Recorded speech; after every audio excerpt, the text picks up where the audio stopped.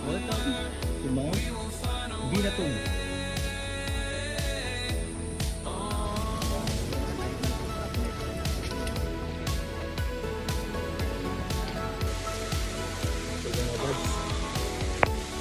Dami pa mo. Ayun, ayun pala sir.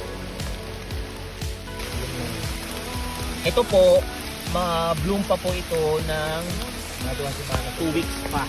Yan. Instead na sa ground o sa mga babato, ano sir? Nakahangin siya oh, nasa baging siya.